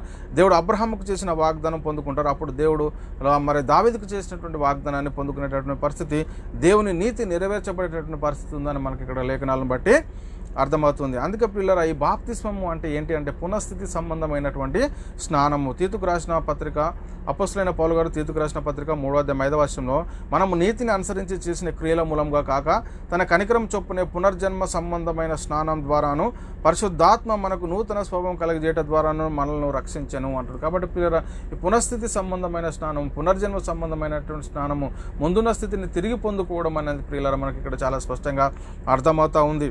అంతరంగ స్వభావంలో మార్పు జరుగుతూ ఉంది ప్రియులారా ఇక్కడ అని మనం చాలా జాగ్రత్తగా అర్థం చేసుకోవాలి. ఇంకా మనం పరిశీలిస్తే కొరింథీయులకు రాసిన 2వ పత్రిక అపోస్తలుడైన పౌలు గారు కొరింథీయులకు రాసిన 2వ పత్రిక 5వ అధ్యాయం 17వ వచనంలో, కాగా ఎవడైనాను క్రీస్తునందు ఉన్నడల వాడు నూతన సృష్టి, పాతవి గతించను, ఇదిగో క్రొత్త వాయను. అంటే క్రీస్తులో ఉంటే ఇప్పుడు ఏంటంటే నూతన సృష్టి ప్రియులారా. మనం ఎవరమైతే ఇప్పుడు క్రీస్తునందు ఉన్నామో వారు ఎవరమాట నూతన సృష్టి, పాతవి గతించను, ఇదిగో క్రొత్త వాయను అంటాడు. క్రొత్త వాయను మరి పాత సృష్టి అంటే ఆదమ హవ్వలు అయితే నూతన సృష్టి మరి క్రీస్తులో చేర్చబడిన వారు నూతన సృష్టి, క్రీస్తు సంఘము. ఈ సంఘం గురించి చెప్పబడింది ఏంటంటే క్రొత్త ఆకాశము, క్రొత్త భూమి. క్రీస్తు సంఘం గురించి ఏమని చెప్పబడింది? క్రొత్త ఆకాశము, క్రొత్త భూమి. ఎందుకు క్రొత్త ఆకాశము, క్రొత్త భూమి అని ఇక్కడ మనం పరిశీలిస్తే ప్రియులారా, రోమిలకు రాసిన పత్రిక 12:2 వచనము, మీరు ఈ లోక మర్యాదను అనుసరింపక ఉత్తమమును అనుకూలమును సంపూర్ణమైన దేవుని చిత్తం మీద పరీక్షించి తెలుసుకున్నట్లు మీ మనసు మరి నూతన పరచడం వల్ల రూపణ. అంటే మనసు మారుతూ ఉంది అని ఇక్కడ మనం చాలా జాగ్రత్తగా పరిశీలన చేసుకోవాల్సిన అవసరం ఎంతైనా. ఈ క్రొత్త ఆకాశం, క్రొత్త భూమిలో మనసులు మార్చుకొని మరి క్రీస్తు దగ్గరికి వచ్చినటువంటి పరిస్థితి అని ఇక్కడ మనకు కనబడతా ఉంది ప్రియులారా. కొలస్సీలకు రాసిన పత్రిక 3:9-10లో, ఒకరితో ఒకడు అబద్ధం ఆడకుడు, ఏలైనగా ప్రాచీన స్వభావం దాని క్రియలతో కూడా మీరు పరిత్యజించి జ్ఞానం కలుగు నిమిత్తము దాన్ని సృష్టించిన వాని పోలిక చొప్పున నూతన పరచబడుచున్న నవీన స్వభావం ధరించుకున్నవారు. ఎవరైతే ప్రియులరా క్రీస్తు యేసులోనికి బాప్తిసం తీసుకుంటారో వాళ్ళు ఏంటంటే నూతన సృష్టి అంటే జ్ఞానం కలుగు నిమిత్తము దాన్ని సృష్టించిన వాని యొక్క పోలిక చొప్పున నూతన పరచబడుచున్న నవీన స్వభావం మనము ధరించుకోవాలంటాడు. అదేవిధంగా ప్రియులారా పేతురు గారు రాసిన 1 పత్రిక 3:4లో, సాధువైనట్టు మృదువైనట్టు నేను గుణమును అక్షయాలంకారం గల మీ హృదయ అంతరంగ స్వభావము మీకు అలంకారంగా ఉండాలి. అంటే అంతరంగ స్వభావం ఏంటైతే ఉందో దాని అలంకారంగా ఉండాలి. అది దేవుని దృష్టికి మిగుల విలువ గలదంటాడు ప్రియులారా. అదేవిధంగా అపోస్తలుడైన పౌలు గారు కొరింథీయులకు రాసిన 2వ పత్రిక 4:16లో కూడా, కావున మేము ఆధైర్యపడము, మా బాహ్య పురుషుడు కృషించను, మా ఆంతర్య పురుషుడు దినదినము నూతన. అంటే మన అంతరంగ స్వభావం మరి దినదినము నూతన పరచబడాలని, మా అంతరంగ పురుషుడు మరి దినదినము నూతన పరచబడుచున్నాడు అని చెప్తున్న మాటలు మనము కొరింథీయులకు రాసిన పత్రిక 2వ అధ్యాయం 4:16లో చూస్తూ ఉన్నాం ప్రియులారా. అయితే ప్రియులారా, మరి వీరందరూ క్రొత్త ఆకాశంలో, క్రొత్త భూమిలో చేర్చబడిన వారు. వారి యొక్క పరిస్థితి క్రీస్తులోనికి రాకముందు ఏంటి, క్రీస్తులోనికి వచ్చిన తర్వాత ఏంటి అనేది ప్రియులారా ఇక్కడ మనకు చాలా స్పష్టంగా వివరించి చెప్తా ఉన్నాడు. యెషయా ద్వారా ప్రియులారా మనం పరిశీలిస్తే యెషయా గ్రంథము 11వ అధ్యాయము 1-10 వచనాలు మీరు రాసుకోరే. నేను అందులో కొన్ని ఇంపార్టెంట్ వచనాలు నేను చదివి వినిపిస్తాను. యెషయా గ్రంథము 11వ అధ్యాయము 1-10 వచనాలు. యెషయా యొద్ద నుండి చిగురు పుట్టును, యెషయా మొద్దు నుండి చిగురు పుట్టును, వాని వేరు నుండి అంకురం ఎగిరి ఫలించును అని చెప్తున్నాడు ప్రియులారా. అదేవిధంగా మనం పరిశీలిస్తే మనము 6 నుంచి కిందికి చూద్దాం. తోడేలు గొర్రెపిల్ల యొద్ద వాసం చేయను, చిరుతపులి మేకపిల్ల యొద్ద పండుకొనును, దూడయు కొదమసింహము పెంచబడిన కోడియవు కూడుకొనగా బాలుడు వాటిని తోలును. అంటే ఇది ఎలాంటి పరిస్థితి అంటే ఇక్కడ జంతువుల గురించి వాటి గురించి చెప్తున్నటువంటి పరిస్థితి కాదు ప్రియులారా. ఏంటంటే తోడేలు గొర్రెపిల్ల యొద్ద వాసం చేయను అంటే ప్రియులారా, ఒకప్పుడు తోడేలు స్వభావం ఉన్నటువంటి వారు మరి గొర్రెపిల్లలుగా అయిపోయినటువంటి పరిస్థితి. చిరుతపుల్లి మేకపిల్ల యొద్ద పండుకొనును అంటే పిల్లల ఆ స్వభావం ఒకప్పుడు క్రూరత్వమైనటువంటి స్వభావము మరి మేకపిల్లలాగా వచ్చేసింది. మరి దూడయు కొద్మ సింహము పెంచబడిన కోడి కూడుకొనగా మరి బాలుడును వాడి తోలే పరిస్థితి. ఏంటంటే పిల్లల వారి యొక్క స్వభావం, వారి యొక్క క్రియలు, వారి యొక్క అంతరంగ స్వభావం మార్చుకున్నటువంటి పరిస్థితిని ఇక్కడ మనకు చెప్తూ ఉన్నాడు. ఆవులు ఎలుగులు కూడి మేయును, వాటి పిల్లలు ఒక చోటనే పండుకొను, ఎద్దు మేయునట్లు సింహం గడ్డి మేయును. అంటే పిల్లల వారి యొక్క స్థితి ఎలాగైపోయింది చూడండి. అంటే క్రూరత్వంలో నుండి సాధువు అయినటువంటి మనసును కలిగినటువంటి పరిస్థితిని మనకి ఇక్కడ చూపిస్తూ ఉన్నాడు. ఇక్కడ పాలకుడు చూపిల్ల నాగుపాము పుట్ట యొద్ద ఆటలాడును, మిడునాగు పుట్ట మీద పాలు విడిచిన పిల్ల తన చెయ్యి చాచును, నా పరిశుద్ధ పర్వతం అంతటను, ఇక్కడ 9లో చెప్తున్నాడు, నా పరిశుద్ధ పర్వతం అంతటను ఏ మృగమును హాని చేయదు, నాశనం చేయదు, సముద్రం జలములతో నిండినట్లు లోకము యెహోవా మహిమను గురించిన జ్ఞానముతో నిండి ఉన్నది. ఎప్పుడైతే ప్రియుల క్రీస్తులకు చేర్చబడ్డారో వాళ్ళు ఏం చేయరట, నా పరిశుద్ధ పర్వతం అంతా ఏ మృగము ఏ హాని చేయదు. అంటే పిల్లల వారి యొక్క క్యారెక్టర్స్ అనేవి ఇప్పుడు పూర్తిగా చేంజ్ అయిపోయేటటువంటి పరిస్థితిని మనకి ఇక్కడ చూస్తూ ఉన్నాం. పిల్లలు ఆ దినమున ప్రజలకు ధ్వజముగా నిలుచుబడు యెషయా వేరు చిగురునొద్ద జనములు విచారణ చేయను, ఆయన విశ్రమ స్థలం ప్రభావము గలదగును అని చెప్తున్నటువంటి మాటలు కూడా మనం ఇక్కడ చూస్తూ ఉన్నాం. కాబట్టి పిల్లలు చూడండి, ఒకప్పుడు క్రీస్తులోనికి రాకముందు ఉన్నటువంటి స్థితి ఏంటి, క్రీస్తులోనికి వచ్చిన తర్వాత మన పరిస్థితి ఏంటి. ఇక్కడ చెప్పబడింది జంతువుల గురించి చింతిస్తున్నాడు దేవుడు, జంతువుల గురించి చెప్పట్లేదు. కానీ క్రీస్తులోనికి రాకముందు వారి యొక్క క్యారెక్టర్, క్రీస్తులోనికి వచ్చిన తర్వాత వారి యొక్క స్థితి అంటే క్రూర ముఖములుగా ఉన్నటువంటి వారు సాధువులుగా అయిపోయినటువంటి పరిస్థితిని ఇక్కడ మనకు చెప్తా ఉన్నారు. వారి మనసులు మార్చుకున్నారు, వారి హృదయాలను మార్చుకున్నటువంటి పరిస్థితిని మనకి ఇక్కడ కనబడతా ఉంది ప్రియుల కనబడతా. అయితే ప్రియుల యేసుక్రీస్తు సంఘంలో చేర్చబడిన నీవు ఎలాంటి పరిస్థితుల్లో ఉన్నావు కాగా ఎవడైనా నువ్వు క్రీస్తునందునేలా వాడు నూతన సృష్టి అంటున్నారు. మరి నూతన సృష్టిగా ఉన్నావా లేదా ఒకసారి పరిశీలన చేసుకో. కొరింథీయులకు రాసిన 2వ పత్రిక 5వ అధ్యాయం 17వ వచనంలో ఈ మాటలు రాయబడి ఉన్నాయి ప్రియులరా. మనం పరిశీలిస్తే ప్రియులరా, మేము ఆశ్చర్యపడము. కొరింథీయులకు రాసిన పత్రిక 2వ పత్రిక 4:16లో మనం పరిశీలిస్తే ప్రియులరా, కావున మేము ఆధైర్యపడము, మా బాహ్య పురుషుడు కృషించుచున్నను, ఆంతర్య పురుషుడు దినదినము నూతన పరచబడుచున్నాడు. అంటే మన ఆంతర్య స్వభావం అనేది మార్చబడాలి. ఇది చాలా జాగ్రత్త. ఎఫెసీయులకు రాసిన పత్రిక 4వ అధ్యాయం 22 నుంచి మనం 24 వచనాలు మనం పరిశీలిస్తే ప్రియులారా, కావున మునుపటి ప్రవక్తన విషయంలోనైతే మోసకరమైన దురాశల వల్ల చెడిపోయి మీ ప్రాచీన స్వభావమును వదులుకొని మీ చిత్తవృత్తి అందు నూతన పరచబడిన వారై నీతియు యథార్థమైన భక్తి గల వారై దేవుని పోలికగా సృష్టించబడిన నవీన స్వభావమును మరి ధరించుకోవాలి. ఒకప్పుడు ఉన్నటువంటి పరిస్థితిని విడిచిపెట్టి ఇప్పుడేం జరిగించాలి అంటే క్రీస్తులోనికి వచ్చిన తర్వాత నవీన స్వభావమును ధరించుకోవాల్సిన అవసరం ఎంతైనా ఉంది అని నీతియు యథార్థమైన భక్తి గల వారై దేవుని పోలికగా సృష్టించబడిన నవీన స్వభావం ధరించుకోవాలని చెప్తున్నాడు. కాబట్టి ప్రియులారా, నీతి నివసించే రాజ్యంలో క్రీస్తు సంఘము, ఈ లోకంలో మనం పరిశీలిస్తే పిల్లలు నీతి నివసించే రాజ్యం ఏంటి అంటే క్రీస్తు సంఘం. ఈ సంఘం కొరకు దేవుడు క్రీస్తుని లోకానికి పంపించాడు, మన కోసం బలిగా అర్పణగా అర్పగించాడు. కాబట్టి పిల్లలు మనం ఎలాంటి పరిస్థితుల్లో ఉన్నాం, యేసుక్రీస్తు నామంలో బాప్తిసం తీసుకుని సంఘంలో చేర్చబడిన వారి యొక్క పౌరస్థితి ఎక్కడ ఉందంటే పరలోకంలో ఉందని లేఖనాలు చదివిస్తాను. ఎక్కడ ఉందంటే మన పౌరస్థితి పరలోకంలో ఉంది. కొలెసీయులకు రాసిన పత్రిక 3వ అధ్యాయం 1 నుంచి 11 వచనాలు మనం పరిశీలిస్తే ప్రియులరా, ఇందులో చాలా స్పష్టంగా మనకు రాయబడి ఉన్నాయి. మీరు క్రీస్తు కూడా లేపబడిన వారైతే పైనున్న వాటిని వెతుకుడి. అక్కడ ఎందుకు వెతకాలి అంటే అక్కడ క్రీస్తు దేవుని కుడిపార్శ్వంలో కూర్చొని ఉన్నాడు అని చెప్తూ ఉన్నాడు. పైనున్న వాటి మీదనే కానీ భూ సంబంధమైన వాటి మీద మనసు పెట్టకుండా ఎలాగ మీరు మృతి పొంది తిరిగి మీ జీవము క్రీస్తుతో కూడా దేవుని యందు దాచబడి ఉన్నది. కాబట్టి పిల్లల క్రీస్తులోనికి వచ్చినటువంటి వారి యొక్క పరిస్థితి ఏంటి అని అంట, పైనున్న వాటినే వెతుకుడు కానీ భూ సంబంధమైనటువంటి వాటి మీద మనసు పెట్టకున్నాడు అంటాడు. ఎలాగనగా మీరు మృతి పొంది తిరిగి మీ జీవం క్రీస్తు కూడా దేవుని యందు దాచబడి ఉన్నది అని చెప్తున్నటువంటి పరిస్థితి చూడండి ప్రియులారా. మనకు జీవమై ఉన్న క్రీస్తు ప్రత్యక్షమైనప్పుడు మీరును ఆయనతో కూడా మహిమయందు ప్రత్యక్షపరచబడుదురు. అంటే మనకు జీవమై ఉన్న క్రీస్తు ప్రత్యక్షమైనప్పుడు ఏం జరుగుతుందట, మీరును ఆయనతో కూడా మహిమయందు ప్రత్యక్షమయబడుదురు. అది అంతటి గొప్ప మహిమ మనకు ఉన్నది. మరి ఎలాంటి పరిస్థితులు మనం ఉన్నాం. కావున భూమి మీద ఉన్న మీ అవయవములను అనగా జారత్వమును, అపవిత్రతను, కామతురతను, దురాశను, విగ్రహారాధన, ధనాపేక్షను చంపివేడి. వాటి వలన దేవుని ఉగ్రత అవిధేయుల మీదకి వచ్చును అని చెప్తున్నటువంటి పరిస్థితి. పూర్వము వారి మధ్య జీవించినప్పుడు, ఇక్కడ చెప్తున్నాడు పూర్వం ఉన్నటువంటి పరిస్థితి చెప్తున్నాడు మళ్ళీ. పూర్వం వారి మధ్య జీవించినప్పుడు మీరును వాటిని అనుసరించి నడుచుకుంటురి. ఇప్పుడైతే మీరు కోపము, ఆగ్రహము, దుష్టత్వము, దూషణ, మీ నోట బూతులు అను వీటన్నిటిని విసర్జించుడి. ఒకరితో ఒకడు అబద్ధం ఆడకుడు. ఏలైనగా ప్రాచీన స్వభావము దాని క్రియలతో కూడా మీరు పరిత్యజించి జ్ఞానం కలుగు నిమిత్తము దాన్ని సృష్టించినవని పోలిక చొప్పున నూతన పరచబడుచున్న నవీన స్వభావం ధరించుకున్నారే. నవీన స్వభావాన్ని మనం ఇప్పుడు ధరించుకున్న వారమై ఉండాలని లేఖనాలు మనకు చాలా స్పష్టంగా సెలవిస్తున్న పిల్లలు. కాబట్టి ఇట్టి వారిలో గ్రీకు దేశస్థని యూదుడని భేదం లేదు, సున్నితి పొందినని సున్నితి పొందకపోవడని భేదం లేదు, పరదేశీ అని సిద్ధీయుడని దాసుడని స్వతంత్రుడని లేదు, కానీ క్రీస్తు సర్వమును అందరిలో ఉన్నవాడై ఉన్నాడు అని చెప్తున్నటువంటి పరిస్థితిని మనం ఇక్కడ చూస్తూ ఉన్నాం. అయితే ప్రియులారా, క్రీస్తు నీలో ఉన్నాడా, దేవుని చిత్తం నీలో నెరవేరుతుందా? ముగించుకుందాం. అయితే ప్రియులారా, మరి క్రీస్తు నీలో ఉన్నాడా, దేవుని చిత్తం నీలో నెరవేరుతుందా? యేసుక్రీస్తు వారి లోకానికి తండ్రి చిత్తాన్ని నెరవేర్చుటకు వచ్చాడు. మరి తండ్రి పనిని జరిగించడానికి వచ్చాడు. మరి దేవుని చిత్తం మనలో నెరవేరుతుందా? కాబట్టి ప్రియులారా, దేవునితో నీ సంబంధం ఎలాంటి పరిస్థితుల్లో ఉంది ఒకసారి నీవే పరిశీలన చేసుకోండి ప్రియులారా.